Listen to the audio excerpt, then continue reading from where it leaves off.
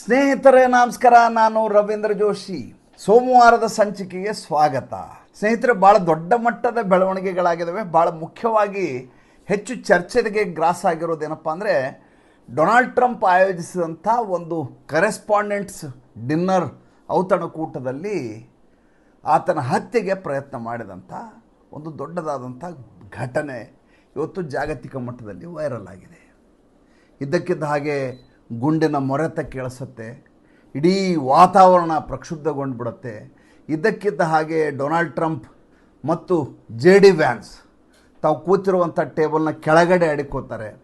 ಅಷ್ಟರಲ್ಲಿ ಭದ್ರತಾ ಸಿಬ್ಬಂದಿಯವ್ರನ್ನ ಬಂದು ಅವ್ರನ್ನ ರಕ್ಷಿಸುವ ಕೆಲಸ ಮಾಡ್ತಾರೆ. ಇದು ಇವತ್ತು ಭಾಳ ದೊಡ್ಡ ಮಟ್ಟದಲ್ಲಿ ವೈರಲ್ ಆಗ್ತಾ ಇರುವಂಥ ವಿಡಿಯೋ. ಯಾಕೆ ಹೀಗಾಯಿತು? ಬೇಕು ಅಂತಲೇ ಮಾಡಿದ್ದ?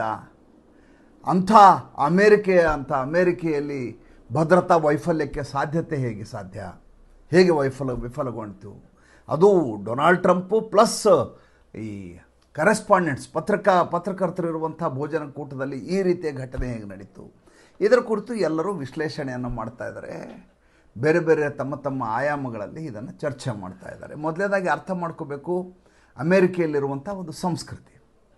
ಅಮೇರಿಕೆ ಶಾಲೆಗಳಲ್ಲಿ ಮೊದಲು ABCD ಹೇಳ್ಕೊಡೋದಿಲ್ಲ, I ಹೇಳ್ಕೊಡೋದಿಲ್ಲ, A ಫಾರ್ ಆ್ಯಪಲ್ ಹೇಳ್ಕೊಡೋದಿಲ್ಲ. ಯಾವುದಾದ್ರೂ ಆಗಂತುಕ ಇದ್ದಕ್ಕಿದ್ದ ಹಾಗೆ ಶಾಲೆಯ ಕೊಠಡಿಯಲ್ಲಿ ನುಗ್ಗಿ ಗುಂಡಿನ ಮೊರೆತ ಮಾಡಿದರೆ ತಪ್ಪಿಸಿಕೊಳ್ಳುವುದು ಹೇಗೆ ಅನ್ನೋದನ್ನು ಶಾಲೆಯಲ್ಲಿ ಹೇಳ್ಕೊಡ್ತಾರೆ. ಯಾರಿಗೆ? ಸಣ್ಣ ಮಕ್ಕಳಿಗೆ, 4 ವರ್ಷ, 5 ವರ್ಷ, 6 ವರ್ಷ, 7 ವರ್ಷ, 8 ವರ್ಷದ ಮಕ್ಕಳಿಗೆ ಶಾಲೆಯಲ್ಲಿ ತರಬೇತಿ ಕೊಡೋದೇನೆಂದರೆ, ಯಾವುದಾದ್ರೂ ಆಗಂತುಕ ನುಗ್ಗಿ ಬಂದು ಗುಂಡು ಹೊಡೆದ್ರೆ ನೀವು ಬಚಾವಾಗೋದು ಹೇಗೆ, ಪ್ರಾಣಾಪಾಯದಿಂದ ಬಚಾವಾಗೋದು ಹೇಗೆ ಅನ್ನೋದನ್ನು ಮೊದಲು ಹೇಳ್ಕೊಡ್ತಾರೆ. ಅದೇ ರೀತಿಯಾಗಿ ನಿನ್ನೆ JD ವ್ಯಾನ್ಸ್ ಮತ್ತು ಡೊನಾಲ್ಡ್ ಟ್ರಂಪು ಅದರ ಪ್ರಾತ್ಯಕ್ಷಿಕೆಯನ್ನು ತೋರಿಸಿದ ಹಾಗೆ ಮಾಡಿದರು. ಇದ್ದಕ್ಕಿದ್ದ ಹಾಗೆ ಕೆಳಗಡೆ ಮೊದಲು ಗಾಬರಿ ಆದರು, ತದನಂತರ ಟೇಬಲ್ ಕೆಳಗಡೆ ಅಡಿಕೊಂಡು ಕೂತರು. ಅಷ್ಟೊತ್ತಿಗೆ ಭದ್ರತಾ ಸಿಬ್ಬಂದಿಯವರು ಬಂದರು. ಎಲ್ಲಿ ನಡೀತಾ ಇದೆ ಅಂತ ಗೊತ್ತಾಗಲಿಕ್ಕೆ ಕೆಲವು ಕ್ಷಣಗಳು ಹಿಡಿದೋಯ್ತು. ಅದಾದಮೇಲೆ ಆ ವ್ಯಕ್ತಿ ಸಿಗಾಕೊಂಡ. ಆ ವ್ಯಕ್ತಿ ಡೊನಾಲ್ಡ್ ಟ್ರಂಪ್ ಮೇಲೆ ಇನ್ನೂ ದಾಳಿ ಮಾಡಿರಲಿಲ್ಲ. ಯಾವ ಭದ್ರತಾ ಸಿಬ್ಬಂದಿಯವರು ಒಳಗಡೆ ಬಿಡಬೇಕಲ್ಲ, ಆ ಜಾಗದಲ್ಲಿ ಗುಂಡು ಹೊಡೆದಿದ್ದ ಆತನಿಗೆ ಸ್ಪಷ್ಟವಾಗಿ ಗೊತ್ತಿತ್ತು, ನಾನು ಸಿಕ್ಕಾಕ್ಕೋತೀನಿ ಅಂತೇಳಿ. ಏಕೆಂದರೆ ಆ ಮಟ್ಟಿನ ಭದ್ರತೆ ಇರುವಾಗ ತಪ್ಪಿಸ್ಕೊಂಡು ಹೋಗುವಂಥ ವ್ಯವಸ್ಥೆಯನ್ನು ಆತ ಮಾಡಿರಲಿಲ್ಲ. ಆತನ ಗುರಿ JD ವ್ಯಾನ್ಸ್ ಆಗಲಿ ಅಥವಾ ಡೊನಾಲ್ಡ್ ಟ್ರಂಪ್ ಆಗಲಿ ಆಗಿರಲಿಲ್ಲ. ಇದೆಲ್ಲವನ್ನೂ ಮೀರಿ ಆತ ಒಳಗಡೆ ಬಂದ ಮೇಲೆ ಏನು ಮಾಡ್ತಾ ಇದ್ದ ನಮ್ಗೆ ಗೊತ್ತಿಲ್ಲ. ಸರ್ಕಮ್ಸ್ಟ್ಯಾನ್ಷಿಯಲ್ ಎವಿಡೆನ್ಸ್ ಹೇಳುವ ಪ್ರಕಾರ, ಅಂದರೆ ಆ ಸ್ಥಳದಲ್ಲಿ ಇರುವಂಥ ಸಾಕ್ಷ್ಯಾಧಾರಗಳನ್ನು ನೋಡಿದಾಗ ಅಲ್ಲಿರುವಂಥ ಬಿಗಿ ಬಂದೋಬಸ್ತಿನ ಮಧ್ಯೆ ಅದನ್ನು ಭೇದಿಸಲಿಕ್ಕೆ ಆತ ಪ್ರಯತ್ನ ಮಾಡ್ತಾ ಇದ್ದ. ಆತನನ್ನು ಪೊಲೀಸರು ಹಿಡ್ಕೊಂಡ್ರು. ನಿಮಗೊಂದು ವಿಷಯ ಗೊತ್ತಿರಲಿ, ಅಮೇರಿಕೆಯಲ್ಲಿ ಒಂದು ಕಲ್ಚರ್ ಇದೆ. ಅಲ್ಲಿ ಯಾರ್ಯಾರು ಅಮೇರಿಕೆ ಅಧ್ಯಕ್ಷರು ಅಥವಾ ಗಣ್ಯರನ್ನು ಹೊಡಿತಾರಲ್ಲ, ಹೊಡೆದವ್ರನ್ನ ಜೀವಂತವಾಗಿ ಬಿಡೋದಿಲ್ಲ, ಗುಂಡು ಹೊಡೆದವ್ರನ್ನ ಸಾಯಿಸ್ತಾರೆ. ಅಂದರೆ ಸಾಕ್ಷ್ಯಾಧಾರಗಳನ್ನು ಸಂಪೂರ್ಣವಾಗಿ ನಾಶ ಮಾಡಿಬಿಡ್ತಾರೆ. ಅವರನ್ನು ಹಿಡ್ಕೊಂಡು ಜೀವಂತವಾಗಿ ಹಿಡಿದು ಅದರ ಬಗ್ಗೆ ಮುಂದೆ ತನಿಖೆಯನ್ನು ನಡೆಸಿ ಇದರ ಹಿಂದಿರುವಂಥ ಕಾನ್ಸ್ಪಿರಸಿ ಏನು, ಯಾರು ಮಾಡಿಸಿದ್ದು ಅದೆಲ್ಲವೂ ಇಲ್ಲವೇ ಇಲ್ಲ. ಮೊದಲು ಒಂದು ಗುಂಡು ಹೊಡೆದು ಸಾಯಿಸ್ತಾರೆ. ಹಿಂದೆ ರೊನಾಲ್ಡ್ ರೇಗನ್ ಅವರ ವಿಷಯದಲ್ಲಿ ಮಾತ್ರ ಹಾಗಾಗಿರಲಿಲ್ಲ. ಅವಾಗ ಏನಾಗಿತ್ತು ಅಂತಂದರೆ, ಆತ ನೇರವಾಗಿ ರೊನಾಲ್ಡ್ ರೇಗನ್ ಅವರಿಗೆ 3 ಸುತ್ತಿನ ಗುಂಡನ್ನು ಹೊಡೆದಿದ್ದ. ಅದಾದಮೇಲೆ ಆತನ ಮೇಲೆ ಗುಂಡು ದಾಳಿ ಮಾಡಿ ಆತನ ಹಿಡ್ಕೊಂಡ ಮೇಲೆ ಆತನನ್ನು ಹುಚ್ಚ ಅಂಥೇಳಿ ಒಳಗಡೆ ಹಾಕಿಬಿಟ್ರು. 30 ವರ್ಷಗಳ ಕಾಲ ಆತ ಜೈಲಲ್ಲಿದ್ದ. ಆತನಿಗೆ ತಲೆ ಸರಿ ಇರಲಿಲ್ಲ ಅಂತ ಒಂದು ತೀರ್ಪನ್ನು ನೀಡಲಾಯಿತು. ಮುಂದೆ ಅಬ್ರಹಾಂ ಲಿಂಕನ್ ಘಟನೆ ಗೊತ್ತಿದೆ, ಜಾನ್ ಎಫ್ ಕೆನಡಿದು ಗೊತ್ತಿದೆ, ತಮಗೆಲ್ಲ ಗೊತ್ತಿರೋದ್ರಿಂದ ಮತ್ತದನ್ನೆಲ್ಲೇ ಪ್ರಚಾರ ಮಾಡಬೇಕಾದ ಅಗತ್ಯ ಇಲ್ಲ. ಚುನಾವಣಾ ಪ್ರಚಾರದ ಸಂದರ್ಭದಲ್ಲಿ ಇದೇ ಡೊನಾಲ್ಡ್ ಟ್ರಂಪ್ಗೆ ಒಬ್ಬ ಸ್ನೈಪರ್, ಅಂದರೆ ಶಾರ್ಪ್ ಶೂಟರು, ಇವರಿಗೆ ನೇರವಾಗಿ ಗುಂಡನ್ನು ಹೊಡೆದಿದ್ದ. ಆ ಗುಂಡು ಕಿವಿಯನ್ನು ದಾಟಿಕೊಂಡು ಹೋಗಿ ಈತ ಬಚಾವಾಗಿದ್ದರು. Donald Trump I am alive ಅಂತ ಕೂಗಿದ್ರು. Nobody can hit me, nobody can kill me ಅಂತ ಹೇಳಿದರು. ನಿಮಗೆ ಆ ಘಟನೆ ಬಹುಶಃ ನೆನಪಿದೆ ಅನ್ಕೋತೀನಿ. ಅದು ಭಾಳ ದೊಡ್ಡ ಮಟ್ಟದ ಸಹಾಯವನ್ನು ಕೂಡ ಡೊನಾಲ್ಡ್ ಟ್ರಂಪ್ ಅವರ ಗೆಲುವಿಗೆ ಕಾರಣೀಭೂತ ಆಯ್ತದೆ. ಯಾಕೆಂದರೆ ಎಲ್ಲಿ ಸತ್ತೋಗ್ಬಿಡ್ತಿದ್ರು ಡೊನಾಲ್ಡ್ ಟ್ರಂಪ್ ಅವರು, ಆತನನ್ನು ಹೊಡೆದು ಸಾಯಿಸುವ ಪ್ರಯತ್ನವನ್ನು ಅಮೆರಿಕದಲ್ಲಿ ಮಾಡಲಾಗ್ತಾ ಇದೆ. ಆತನ ಧ್ವನಿಯನ್ನು ಹತ್ತಿಕ್ಕಲಾಗ್ತಾ ಇದೆ. ಒಂದು ಸಲ ಅಧ್ಯಕ್ಷನಾಗಿ ಯಶಸ್ವಿಯಾಗಿ ನಡೆಸಿದ ವ್ಯಕ್ತಿಯ ವಿರುದ್ಧ ಈ ರೀತಿಯಾದ ದಾಳಿ ಆಗ್ತಾ ಇದೆ. ಆದ್ದರಿಂದ ಈತರ ಬಗ್ಗೆ ಅನುಕಂಪ ಇರುವಂಥ ಒಂದು ವಾತಾವರಣ, ಪ್ರೊಪಗ್ಯಾಂಡ ಸೃಷ್ಟಿಯಾಗೋಯಿತು. ಅದಾದ ಮೇಲೆ ತಾನೊಬ್ಬ ಧೀರ ಶೂರ ಅನ್ನುವ ರೀತಿಯಲ್ಲಿ ಡೊನಾಲ್ಡ್ ಟ್ರಂಪ್ ತಮ್ಮನ್ನು ತಾವು ಬಿಂಬಿಸಿಕೊಂಡರು. ಅದು ಸಹಾಯವೂ ಆಯಿತು. ಮುಂದೆ ನಡೆದ ವಿದ್ಯಮಾನಗಳು ನಿಮಗೆ ಗೊತ್ತಿದ್ದಾವೆ. ಈಗ ಏನು ಸುದ್ದಿ ಬರ್ತಾ ಇದೆ ಅಂದರೆ, ಡೊನಾಲ್ಡ್ ಟ್ರಂಪೇ ಈ ರೀತಿಯಾದ ದಾಳಿಯಾಗುವ ರೀತಿಯಾದಂಥ ಏನಾದರೂ ಕಸರತ್ತನ್ನು ಮಾಡಿದಾರ? ಏಕೆಂದರೆ ಜಾಗತಿಕ ಮಟ್ಟದಲ್ಲಿ ಅವರಿಗೆ ದೊಡ್ಡ ಮಟ್ಟದ ಅಪಕೀರ್ತಿ ಎಲ್ಲ ಕಡೆ ಹರಡ್ತಾ ಇದೆ. ಆ ಸಂದರ್ಭದಲ್ಲಿ ವಿಷಯವನ್ನು ವಿಷಯಾಂತರ ಮಾಡಲಿಕ್ಕೆ ಈ ರೀತಿಯಾದ ಪ್ರಯತ್ನವನ್ನೇನಾದರೂ ಅವರು ಮಾಡಿದ್ರ ಅನ್ನುವಂಥ ಒಂದು ಕಾನ್ಸ್ಪಿರಸಿ ಥಿಯರಿ ಎಲ್ಲ ಕಡೆ ಹರಡ್ತಾ ಇದೆ. ಈ ಮಧ್ಯೆ ನಿಮ್ಗೆ ಗೊತ್ತಿದೆ, 2ನೇ ಹಂತದ ಮಾತುಕತೆ ಇಸ್ಲಾಮಾಬಾದ್ನಲ್ಲಿ ನಡೀಬೇಕಾಗಿತ್ತು. ಇಸ್ಲಾಮಾಬಾದ್ಗೆ ಇರಾನ್ನ ಅಬ್ಬಾಸ್ ಅರಾಗಚ್ಚಿ ಬಂದಿದ್ದರು, ವಿದೇಶಾಂಗ ಸಚಿವ, ಜೊತೆಗೆ ಅವರ ಟೀಮ್ ಕೂಡ ಬಂದಿತ್ತು. ಇಸ್ಲಾಮಾಬಾದ್ನಲ್ಲಿ ಅವ್ರಿಗೆ ಎಲ್ಲ ರೀತಿಯಾದಂಥ ಇವರ ದಿಬ್ಬಣಕ್ಕೆ ಬೇಕಾದಂಥ ಆದರಾತಿಥ್ಯಗಳನ್ನೆಲ್ಲ ಮಾಡಲಾಗಿತ್ತು. ಕೊನೆಯ ಕ್ಷಣದಲ್ಲಿ ಇನ್ನೇನು ಹೊರಟು ಬಿಡಬೇಕು, ಹೋಗಿ ಇಸ್ಲಾಮಾಬಾದ್ನಲ್ಲಿ 2ನೇ ಹಂತದ ಮಾತುಕತೆ ಆಗಬೇಕು, ಇದ್ದಕ್ಕಿದ್ದ ಹಾಗೆ ಡೊನಾಲ್ಡ್ ಟ್ರಂಪ್ ಅವರು ಅದನ್ನು ಬರಖಾಸ್ಕೊಳ್ಬಿಟ್ರು. ಇಲ್ಲ, ನಾವು ಹೋಗಲ್ಲ ಇರಾನ್ಗೆ. 15-16 ಗಂಟೆಗಳ ಕಾಲ ಪ್ರಯಾಣ ಮಾಡ್ಕೊಂಡು ಹೋಗಿ ಮಾತುಕತೆಯನ್ನು ನಡೆಸಬೇಕು. ಯಾರ ಜೊತೆ ಮಾತುಕತೆ ನಡೆಸಬೇಕು? ಅಲ್ಲಿ ಉತ್ತರದಾಯಿ ಆದಂಥ ವ್ಯಕ್ತಿಗಳೇ ಇಲ್ಲ. ಅಂದರೆ ನಾವು ಮಾತುಕತೆ ನಡೆಸಿ ಸಂಧಾನ ಮಾಡಿಕೊಂಡ್ರೆ ಅದನ್ನು ಅನುಷ್ಠಾನಕ್ಕೆ ತರುವಂಥ ಜವಾಬ್ದಾರಿಯುತ ವ್ಯಕ್ತಿಗಳು ಮಾತುಕತೆಗೆ ಬರ್ತಾ ಇಲ್ಲ. ಆದ್ದರಿಂದ ನಾವು ಹೋಗೋದು ವ್ಯರ್ಥ, ಆದ್ದರಿಂದ ನಮ್ಮ ಟೀಮನ್ನು ನಾವು ಕಳಿಸಿಲ್ಲ ಅಂತ ಡೊನಾಲ್ಡ್ ಟ್ರಂಪ್ ತಮ್ಮ ಟ್ರುತ್ ಅನ್ನುವಂಥ ಸೋಷಿಯಲ್ ಮೀಡಿಯಾದಲ್ಲಿ ಹಾಕ್ಕೊಂಡಿದ್ದಾರೆ ಅವರು. ಹಾಗಾದರೆ ಮೊದಲೇ ನೀವು ಹೇಳಬೇಕಾಗಿತ್ತು, ನಾವು ಮಾತುಕತೆಗೆ ಬರೋದಿಲ್ಲ, ನೀವು ದಯವಿಟ್ಟು ಅಲ್ಲಿಂದ ಕಳಿಸ್ಬಿಡಿ, ಇರಾನ್ನಿಂದ ಡೆಲಿಗೇಷನ್ ಏನಿದೆ ಅದು ಬರೋ ಅಗತ್ಯ ಇಲ್ಲ, ಯಾಕಂದ್ರೆ ನಿಮ್ಮಲ್ಲಿ ಯಾರು ಮಾತಾಡಬೇಕು ಅನ್ನೋದು ನಮ್ಗೆ ಗೊತ್ತಿಲ್ಲ ಅಂತ. ಆ ವಿಷಯ ಒಂದು ಹಂತದಲ್ಲಿ ನಿಜ ಕೂಡ. ಯಾಕೆಂದರೆ ಅಲ್ಲಿ ಅಂಥ ವಾಲಿಬಾಗ್ ಆಗಲಿ ಅಥವಾ ಅಲ್ಲಿರುವಂಥ ಅಬ್ಬಾಸ್ ಅರಾಗಾಚಿ ಆಗಲಿ, ಅಲ್ಲಿರುವಂಥ ಅಧ್ಯಕ್ಷನಾಗಲಿ, ರಾಷ್ಟ್ರಾಧ್ಯಕ್ಷ, ಇವರು ಯಾರು ಹೇಳಿರೋ ಮಾತಿಗೂ ಕೂಡ ಅಲ್ಲಿಯ IRGC ಅವರು ಒಪ್ಕೋತಾ ಇಲ್ಲ.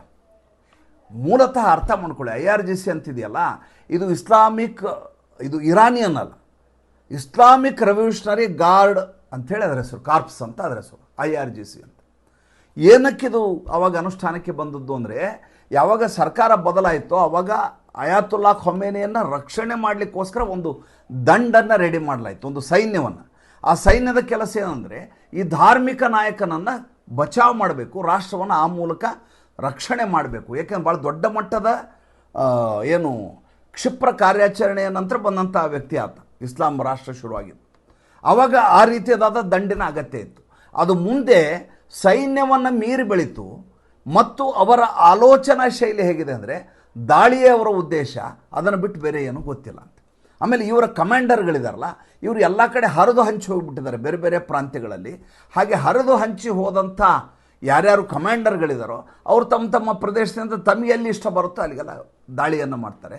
ಒಂದು ವೇಳೆ ನೀವು ಇಲ್ಲಿ ಕುತ್ಕೊಂಡು ಸಂಧಾನ ಮಾಡಿ ಯುರೇನಿಯಂ ಎನ್ರಿಚ್ಮೆಂಟನ್ನು ವಾಪಸ್ ಕೊಡಬೇಕು, ಆಮೇಲೆ ಇದನ್ನು ಜಲಸಂಧಿಯನ್ನು ಕ್ಲಿಯರ್ ಮಾಡಬೇಕು, ಸ್ಟೇಟ್ ಆಫ್ ಹಾರ್ಮೋಸು, ಯಾವುದೇ ನೀವು ಮಾತುಕತೆ ಆಡಿದರೂ ಕೂಡ ಅದನ್ನ ಅನುಷ್ಠಾನಕ್ಕೆ ತರುವ ಸ್ಥಿತಿಯಲ್ಲಿ ಅವರಿಲ್ಲ.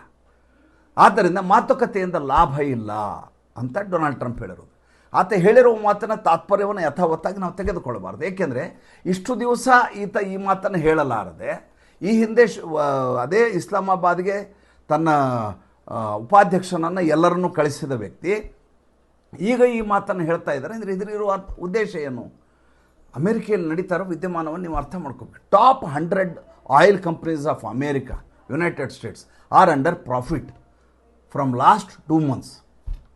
ಕಳೆದ 2 ತಿಂಗಳಿಂದ ಅಮೇರಿಕೆಯಲ್ಲಿರುವಂಥ ಎಲ್ಲ ತೈಲ ಕಂಪನಿಗಳೇನಿದ್ದಾವೆ ಅವು ಲಾಭದಲ್ಲಿದ್ದಾವೆ. ಯಾಕೆ ಲಾಭದಲ್ಲಿದ್ದಾವೆ? ಏಕೆಂದರೆ ಯಾವ ಮಧ್ಯಪ್ರಾಚ್ಯ ರಾಷ್ಟ್ರಗಳಿಂದ ತೈಲ, ಅನಿಲ ಎಲ್ಲವ ರಫ್ತು ಆಗಬೇಕಾಗಿತ್ತು, ಅವ್ಯಾವುದು ರಫ್ತಾಗ್ತಾ ಇಲ್ಲ, ಎಲ್ಲವೂ ಒಂದು ಸ್ಟೇಟ್ ಆಫ್ ಹಾರ್ಮೋಸಲ್ಲಿ ಸಿಗಾಕ್ಕೊಂಡಿದ್ದಾವೆ. ಮತ್ತು ಯಾವ ಬಹರೀನ್ ಮತ್ತು ಕತಾರ್ನಲ್ಲಿರುವಂಥ ಅನಿಲದ ನಿಕ್ಷೇಪ ಕೇಂದ್ರಗಳಿದ್ದಾವೆ, ಅದರ ಮೇಲೆ ದಾಳಿ ಆಗಿರೋದ್ರಿಂದ ಅವು ತಮ್ಮ ಸಂಸ್ಕರಣಾ ಕೆಲಸವನ್ನು ಮಾಡಲಿಕ್ಕಾಗ್ತಾ ಇಲ್ಲ, ಮತ್ತು ರಫ್ತಂತೂ ನಿಂತು ಹೋಗಿದೆ. ಈ ಹಿನ್ನೆಲೆಯಲ್ಲಿ ಬೇರೆ ಎಲ್ಲಿಂದಾದರೂ ತರಿಸ್ಕೊಳ್ಳೇಬೇಕು ಅನ್ನುವಂಥ ಕಾರಣಕ್ಕೋಸ್ಕರ ಅಮೇರಿಕೆ ಮತ್ತು ಅದರ ಸುತ್ತಮುತ್ತಲಿರುವಂಥ ರಾಷ್ಟ್ರಗಳ ಮೇಲೆ ನಿರ್ಭರ ಆಗಿದ್ದಾವೆ ಎಲ್ಲ ದೇಶಗಳು. ಹೀಗಾಗಿ ಅವೆಲ್ಲವೂ ಲಾಭಗಳಲ್ಲಿದ್ದಾವೆ. ಅವರ ಶೇರ್ ಪ್ರೈಸ್ EPS ಅಂತ ಹೇಳಿ, ಅರ್ನಿಂಗ್ ಪರ್ ಶೇರ್ ಜಾಸ್ತಿ ಆಗ್ತಾ ಇದೆ. ಹೀಗಾಗಿ ಡೊನಾಲ್ಡ್ ಟ್ರಂಪ್ಗೆ ದೇಶದ ಕಂಪನಿಗಳಿಂದ ಯಾವುದೇ ನಷ್ಟ ಇಲ್ಲ. ನೋಡಿ, ಡೊನಾಲ್ಡ್ ಟ್ರಂಪ್ ಎಂಥ ಕೆಟ್ಟ ದುಷ್ಟ ನೀಚ ವ್ಯಾಪಾರಿ ಅಂದರೆ, ಸರಿಯಾಗಿ ಷೇರು ಮಾರುಕಟ್ಟೆ ಬೀಳತ್ತೆ ಅಮೆರಿಕದಲ್ಲಿ ಅಂದ್ಕೊಂಡಂಥ ಸಂದರ್ಭದಲ್ಲಿ, ನ್ಯಾಸ್ಡ್ಯಾಕ್ ಯಾವುದೋ ಇರ್ಬೋದು, ಆ ಜೋಡೌಸ್ ಆ ಬೀಳುವ ಸಂದರ್ಭದಲ್ಲಿ ಆತ ಒಂದು ಹೇಳಿಕೆಯನ್ನು ಕೊಡ್ತಾನೆ, ನಾಳೆಯಿಂದ ಯುದ್ಧ ವಿರಾಮ, ನಾಳೆಯಿಂದ ಯುದ್ಧ ನಡೆಯೋದಿಲ್ಲ, ಎಲ್ಲವೂ ಸರಿಯಾಗಿ ಬಿಡುತ್ತೆ ಅಂತ. ಇದಕ್ಕಿದ್ದ ಹಾಗೆ ಮಾರುಕಟ್ಟೆ ಏರುಗತಿಯನ್ನು ಪಡೆಯುತ್ತೆ. ಯಾವಾಗ ಏರ್ತೋ ಆವಾಗ ತಮ್ಮ ಷೇರುಗಳನ್ನೆಲ್ಲ ಅವ್ರು ಮಾರ್ಕೊಂಡ್ಬಿಡ್ತಾರೆ. ಯಾವಾಗ ಶಾರ್ಟ್ ಸೆಲ್ಲಿಂಗ್ ಮಾಡಬೇಕು ಆ ಸಂದರ್ಭದಲ್ಲಿ ಈತ ವಿರುದ್ಧವಾದಂಥ ಹೇಳಿಕೆಗಳನ್ನು ಕೊಡ್ತಾನೆ. ಅಂದರೆ ಈತ ತನ್ನ ಸುತ್ತಮುತ್ತಲು ಇರುವಂಥ ವ್ಯಾಪಾರದಾರರಿಗೆ ಲಾಭವನ್ನು ಮಾಡಿಕೊಳ್ಳಿಕ್ಕೆ ಜಾಗತಿಕ ಮಟ್ಟದಲ್ಲಿ ಈ ರೀತಿಯಾದಂಥ ಉದ್ವಿಗ್ನತೆಯನ್ನು, ಪ್ರಕ್ಷುಬ್ಧತೆಯನ್ನು ಹಂಚ್ತಾ ಇದ್ದಾನೆ.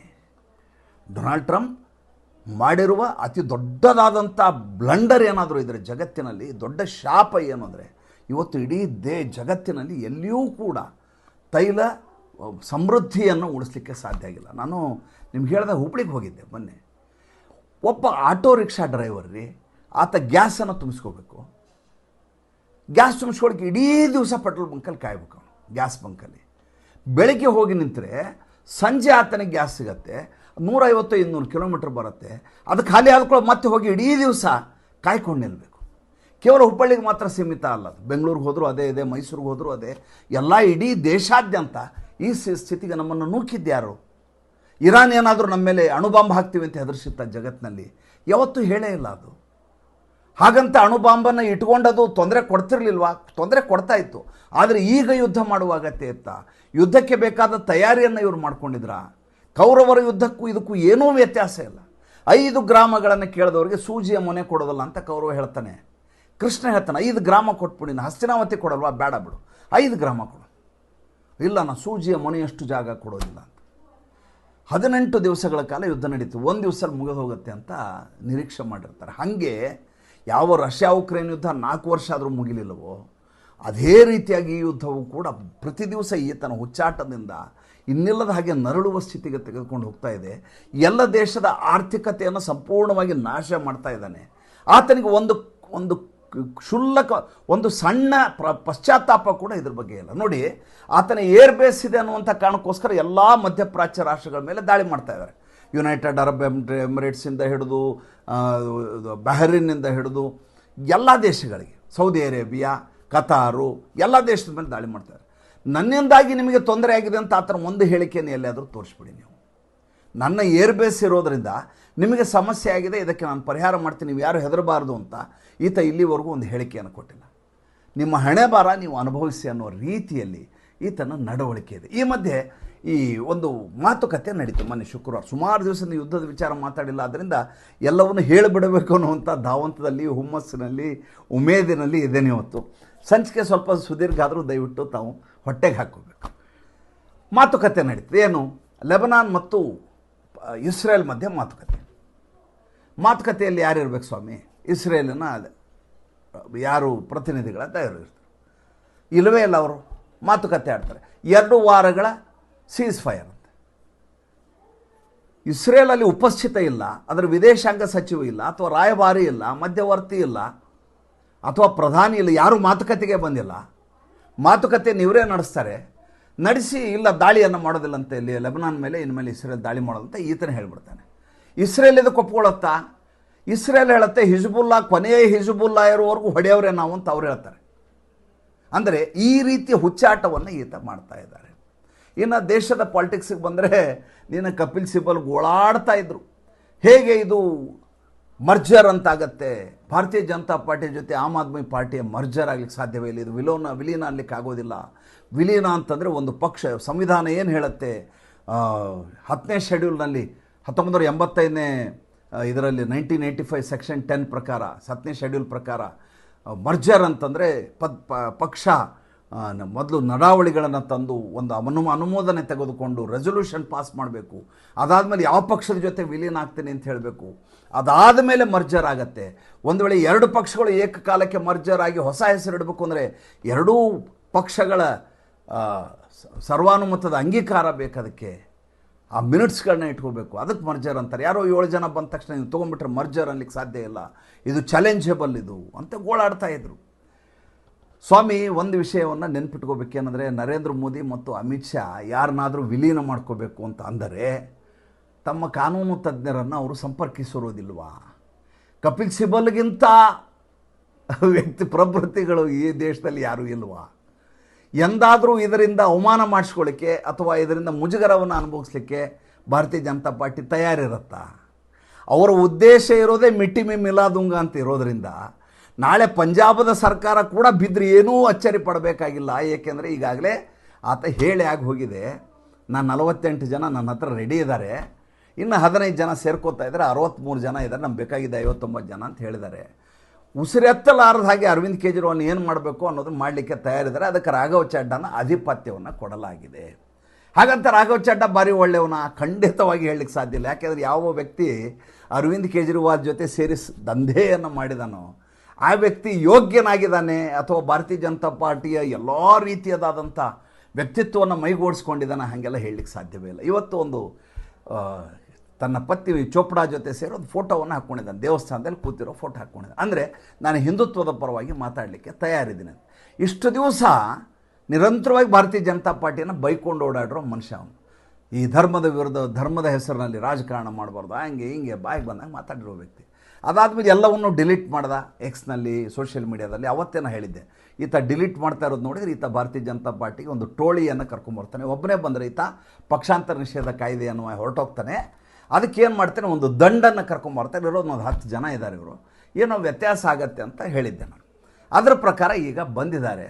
ಬಂದವರು ಯೋಗ್ಯರು ಅಂತ ನೋಡಿ, ಮಜಾ ನೋಡಿ. ರಾಜ್ಯಸಭಾ ಸದಸ್ಯತ್ವ ಅಂತ ಬಂದದ್ದು ಹೆಂಗೆ, 1950ರಲ್ಲಿ ಯಾವಾಗ ಹೇಗೆ ಎಲ್ಲ ಪ್ರಾವಿನ್ಸ್ ಅಂತಿದ್ವಲ್ಲ, ಸರ್ದಾರ್ ವಲ್ಲಭಭಾಯಿ ಪಟೇಲ್ ಅವರು ಎಲ್ಲ ರಾಜ್ಯದವರ ಅಧಿಕಾರವನ್ನು, ರಾಜರ ಅಧಿಕಾರವನ್ನು ಕಿತ್ಕೊಂಡ್ಬಿಟ್ರು. ಅವ್ರಿಗೆ ಈ ದೇಶವನ್ನು ನಿರ್ಮಾಣ ಮಾಡಿದ ಮೇಲೆ ಅವರಿಗೆ ಒಂದು ಸ್ಥಾನಮಾನ ಕೊಡಬೇಕಲ್ವ. ಆವಾಗ ರಾಜ್ಯಸಭೆ ಅಂತ ಒಂದು ಮಾಡಲಾಯಿತು. ಎಲ್ಲ ಪ್ರಾವಿನ್ಸ್ನಿಂದ ಅಲ್ಲಿಯ ರಾಜರನ್ನು ಅದಕ್ಕೆ ಸದಸ್ಯರನ್ನಾಗಿ ಮಾಡಬೇಕು ಅನ್ನುವಂಥ ಆಶಯದೊಂದಿಗೆ ಶುರುವಾಗಿತ್ತು. ಇದನ್ನು ನಮ್ಮ ಈ ಪ್ರಾದೇಶಿಕ ಅಂಗಡಿಗಳಿದಾವಲ್ಲ, ಅಂದರೆ ಕುಟುಂಬದಿಂದ ಶುರುವಾದಂಥ ಪಕ್ಷಗಳಿದಾವಲ್ಲ, ಅವ್ರೇನು ಮಾಡಿದರು ಅಂದರೆ ಕಾರ್ಯಕರ್ತರಿಗೆ ರಾಜ್ಯಸಭಾ ಸದಸ್ಯತ್ವ ಕೊಡಲಿಲ್ಲ. ಯಾರು ಹರಾಜಿನಲ್ಲಿ ಹೆಚ್ಚು ದುಡ್ಡನ್ನು ಕೊಡ್ತಾರೋ ಅವರಿಗೆ ರಾಜ್ಯಸಭಾ ಸದಸ್ಯರನ್ನಾಗಿ ಮಾಡಲಿಕ್ಕೆ ಶುರುವಾಯಿತು. ನೋಡಿ, ಈಗ ಲವ್ಲಿ ಪ್ರೊಫೆಷನಲ್ ಯೂನಿವರ್ಸಿಟಿಯ ಅಶೋಕ್, ಆತನಿಗೂ ಮತ್ತು ರಾಜ್ಯಸಭೆಗೂ ಏನು ಸಂಬಂಧ? ಆತ ಕೇವಲ 54% ಅಟೆಂಡೆನ್ಸ್ ಇದೆ. ಒಂದು ಪ್ರಶ್ನೆ ಕೇಳಿ ತುಂಬ ಜಾಸ್ತಿ ಇದೆ, 63 ಇದೆ. ಏನು ಯಾವುದ್ರ ಪ್ರಶ್ನೆ? ನರೇಂದ್ರ ಮೋದಿ ವಿರುದ್ಧ ನಿರಂತರವಾಗಿ ದಾಳಿ ಮಾಡಿದ್ದಾರೆ. ಬಂದಿರುವಂಥ 7 ಜನರಲ್ಲಿ ಒಬ್ಬನ್ನು ಬಿಟ್ಟರೆ, IIT ಪ್ರೊಫೆಸರ್ ಇದ್ದಾರೆ ಅವರು, ಅವ್ರೊಬ್ಬನ್ನು ಬಿಟ್ಟರೆ ಬಾಕಿ ಎಲ್ಲರೂ ಕೂಡ ದಂಧೆ ಮಾಡುವವರೇ, ಎಲ್ಲರೂ ಕೂಡ ಕಸಬುದಾರರೇ.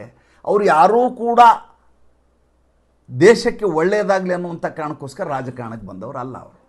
ಆದರೆ ಸಂಖ್ಯೆಯ ದೃಷ್ಟಿಯಿಂದ ಭಾರತೀಯ ಜನತಾ ಪಾರ್ಟಿಗೆ ಲಾಭ ಎನ್ನುವಂಥ ಕಾರಣಕ್ಕೋಸ್ಕರ ವಾಷಿಂಗ್ ಮಷಿನ್ನಲ್ಲಿ ಅವ್ರನ್ನ ಹಾಕಲಾಗಿದೆ. ಹೊರಗೆ ಬರುವ ಕಲೆ ಇರುತ್ತೋ ಅಥವಾ ಕಾಲರಿಂದ ಹಿಡಿದೆಲ್ಲ ಕ್ಲೀನ್ ಆಗಿರುತ್ತೋ ಮುಂದಿನ ದಿನಗಳಲ್ಲಿ ಹೇಳಬೇಕು. ಯಾಕೆಂದರೆ ಈಗಾಗಲೇ ಅವ್ರ ಮೇಲೆ ಎನ್ಫೋರ್ಸ್ಮೆಂಟ್ ಡೈರೆಕ್ಟರೇಟ್ನ ರೇಡ್ಗಳಾಗಿದ್ದಾವೆ. ನಿನ್ನೆ ಇದ್ದಕ್ಕಿದ್ದ ಹಾಗೆ ಭವಾನಿಪುರ್ನಲ್ಲಿ ರ್ಯಾಲಿ ನಡೀತು.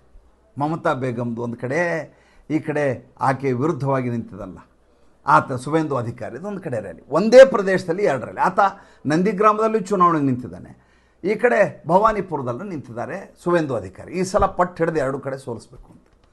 ಮಧ್ಯೆ ಒಂದು ಸಣ್ಣ ಪ್ಯಾಸೇಜು, ಆ ಕಡೆ ಮಮತಾ ಬೇಗಮ್ ಅವ್ರ ರ್ಯಾಲಿ, ಈ ಕಡೆ ಸುವೇಂದು ಅಧಿಕಾರಿ ರ್ಯಾಲಿ. ಸುವೇಂದು ಅಧಿಕಾರಿ ಬಾಯಿಗೆ ಬಂದ ಹಾಗೆ ಮಮತಾ ಬೇಗಮ್ಗೆ ಕಿರ್ಚಾಡ್ತಾ ಇದ್ದಾರೆ. ಆ ಧ್ವನಿ ಇಲ್ಲಿ ಕೇಳಿಸ್ತಾ ಇದೆ ಮೈಕಿನಲ್ಲಿ, ಮೊರೆತ ಈ ಕಡೆ ಕೇಳ್ತಾ ಇದೆ ಮಮತಾ ಬೇಗಮ್ಗೆ. ತಲೆ ಕೆಟ್ಟು ಸಭೆಯನ್ನು ತ್ಯಜಿಸಿ ಆಕೆ ಹೊರಟೋದು. ಜನರ ಸೇರಿದ ಜನಸಂದಣಿಯನ್ನು ನೋಡಿದರೆ ಮಮತಾ ಬೇಗಮ್ ಹತ್ರ ಜನನೇ ಇರಲಿಲ್ಲ. ಈ ಕಡೆ ಸುವೇಂದು ಅಧಿಕಾರಿ ಹತ್ರ ಜೈ ಶ್ರೀರಾಮ್ ಜೈ ಶ್ರೀರಾಮ್ ಅಂತ ಕೂಗುವಂಥ ಲಕ್ಷಾಂತರ ಜನ ಸೇರಿದರು. 2ನೇ ಹಂತದ ಮತದಾನಕ್ಕೆ ಇದು ಮುನ್ಸೂಚನೆಯ ಮುಂದಿನ ಸಂಚಿಕೆಯಲ್ಲಿ ಮಾತಾಡ್ತೀನಿ. ಸಂಚಿಕೆ ಇಷ್ಟ ಆದರೆ ಲೈಕ್ ಮಾಡಿ, ಫಾಲೋ ಮಾಡಿ, ಶೇರ್ ಮಾಡಿ. ನಮ್ಮ ಮುಕ್ತ ಪತ್ರಿಕೋದ್ಯಮಕ್ಕೆ ಆರ್ಥಿಕವಾಗಿ ಬೆಂಗಾವಲಾಗಿ ನಮಸ್ಕಾರ.